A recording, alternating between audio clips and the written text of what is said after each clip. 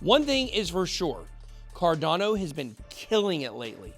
In fact, we've actually seen Cardano work as a hedge against the Ethereum in our portfolio. But is it a long-term hedge for Ethereum if ETH 2.0 doesn't work? A lot of people are starting to think that Ethereum will not be able to overcome its issues. While that may not affect the speculation during this bull cycle, in my opinion, it will affect it down the road. Today, I sat down with Crypto Crow to pick his brain on why he thinks ADA is gonna win. Let's get it.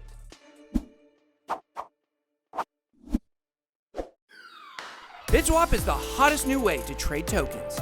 Crawling all the top decentralized exchanges, BitSwap gets you the very best price and value for your trades. BitSwap is changing the game. Try it now at bitswapdex.io. Welcome to BitBoy Crypto, the largest crypto channel in all the interwebs. My name is Ben. Every day on this channel, I show you how to make money in cryptocurrency. If you like money in crypto, make sure to hit that subscribe button. If you like more interviews and collaborations like the one we're going to do today, make sure to smash the like. So guys, today I sat down with Jason Appleton, aka Crypto Crow, to talk about Cardano and its prospects in this bull run and beyond. You're definitely going to want to listen to what he has to say. Guys, I'm joined with one of my oldest friends in crypto. I mean, not literally old, but I've known him for a long time. Jason Appleton from Crypto Crow YouTube channel. You can subscribe to his channel down below in the video description. Crow, what is up? What's up, man? Glad to be here. And I am kind of old. I'm feeling my age a little bit, I'll say. Yeah, you are actually older than me. And a lot of people know that's a very high number. So listen, I want to get down to brass tacks with you here. Let's not play games. Cardano, you have been behind it for a long time. I used to think you were crazy. I didn't really like it. I didn't like Charles. There's a lot of stuff I was not in favor of. What is it that you saw early on that made you say, like, this is a project I want to kind of throw my weight behind? Well, I mean, first, thanks for having me, man. It's, always a pleasure, always fun. Listen, Cardano is one of those things that, the very first video I did about Cardano was December 13th of 2017. Cardano was 13 cents. Okay. And even in my video, I explained, because I went back recently and I watched it and I'm like, wow, all this has happened. I was looking for a project that I could attach myself to and grow with as I continued to learn. And when I first discovered Cardano and I was reading the white paper and I was reading a lot of the documentation and going through the roadmap, the way everything was structured, the way it was planned out with all of the peer review papers, all the just having, okay, you take something like Ethereum, right? And everybody knows that Charles Hoskinson was a big part of Ethereum early on. And then he broke away, all right? And so did with Devin or whatever, I can't remember his name. The good Dr. Gavin Wood. Yeah, Gavin, that's it. And I like Polkadot too, but I don't follow it nearly as closely. Same. And these guys basically saw all the problems associated with Ethereum, okay? And then they had these big differences on how they wanted to fix them. And so then they break apart and they say, all right, well, this guy's doing this thing, this guy's doing that thing. And, I've talked to Charles, and back then I never talked to Charles before. I was just basically exposed to the project based off of what I saw on the internet. Yeah. And I like to connect dots, man. And I like to try and figure out fundamentally, is this sound? And is this something that is going to benefit the people and to what scale? And when you break things down from, the interoperability, which has always been a big thing for me, when you talk about the scale, when you talk about the bottlenecking issues associated with Ethereum, the fees and things like that, a lot of the stuff that was broken down in Cardano's white paper early on are things that we're now starting to see be experienced on a mass scale when it comes to Ethereum. Yeah. And the way I've grown more and more bullish on Cardano, the more you understand about the technology behind Cardano and you're able to watch it all unfold in real time with that kind of precog notion that just knowing how they plan to build Cardano over time because of XYZ, and then we see XYZ happen right in front of our eyes. And it's like it's such a tough question, man. It's so hard to answer because there's just so much. But you know, the science behind it, the people associated with the project. When you don't say, oh, well, we're going to find a good Haskell programmer, we're going to bring on the guy that created Haskell to help us. You know, they're going straight to the sources for all of the technology associated with building it. There's like a laundry list. It's just far superior in my opinion, in literally every way to Ethereum. Yeah, you guys heard it here first. Crow has Cardano all over his laundry. He probably has some laundry shirts, probably some Cardano underwear as well, I would assume. Listen, here's the thing.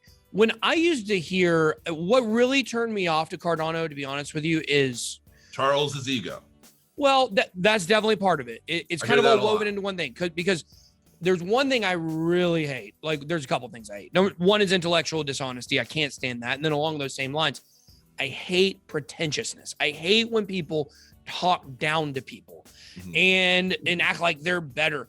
And to me, the whole science thing, like, it came off as pretentious. And the reason is because all technology is science. And so I kind of just took that as face value and was like, well, every single project out there is based on science. And I said before, I think that some language could have been like, you know, let me stop you right there, because I know where you're going with this. Yeah. And I know time is limited.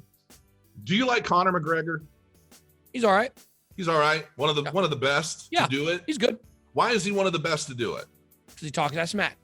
He talks that smack and he backs up that smack. And here's the thing. When you're talking about a fight, and even in terms of like Cardano or blockchain technology, it's a fight.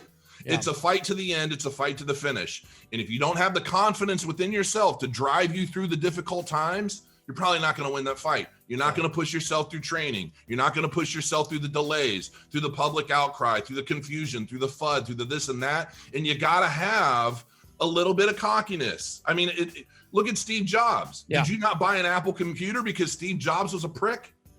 No. Who did that? Nobody. Everybody bought the technology because of the technology, not necessarily because of the personality of the man who designed it or created it or pushed it to market. Even though we know Wozniak was the hardware guy and Steve was everything else for the most part.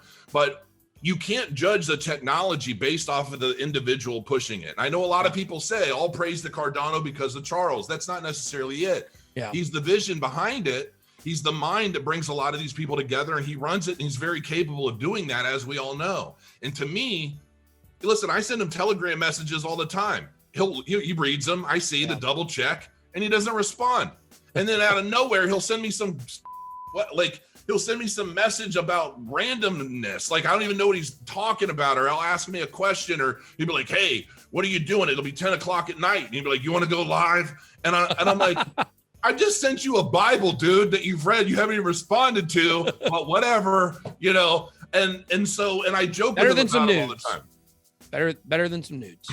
Yeah, I mean, listen, man, it's like, I don't judge Cardano because of, you know, any like I don't judge Cardano because of Charles. I judge Cardano based off of what they've accomplished, what they've set out to accomplish, and so far, man, whether you have delays or not, they've been beating the out of everything. Mm-hmm. When everything else is dropping from the sky, Cardano's been hanging pretty damn steady at $1. Yeah, it's been our Ethereum hedge lately. And you know, kind of what I was saying is the message of the science with the kind of pretentious, it did really play into what I thought about Charles at that time. But the message I think really that people need to take away from the science thing is all of that really means what they're saying is they're actually testing it before they're putting it out. And with Ethereum, it was the opposite. They put it out and then they dealt with the problems. It's kind of like if you've got a problem in your house with the electrical wiring and, you know, all of a sudden you got to bring an electrician to rewire the whole thing and then you run into all kinds of different problems. It's bad. But then you got a guy that just starts a house next door and instead of like having to redo it all, like he just wires it correctly the first time. He saw what the problem was and he runs it and everything gets wired and everything runs properly. And I think that's really what we're seeing with Cardano is that, you know, it is a better product right now than Ethereum because Ethereum has admitted it's got to make a bunch of changes. Now, those changes could get it back on track. We don't know until later on this year. And I think, you know, just on a side note, later on this year, what we're going to hear later on this year, it's going to start later. 2023 is when they say it's going to be done.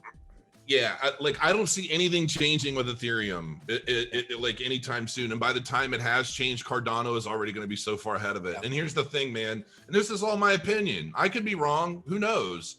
But I've been following Cardano now for 3 years. And so far it has yet to let anybody down. And I don't see that time coming. And it hasn't even really done anything yet, right? The only thing it's done so far is prove its potential white paper, its roadmap, and its momentum.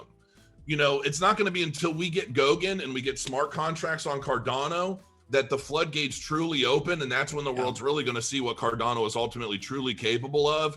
And I think that's honestly when we start to see Ethereum start to shiver a bit. And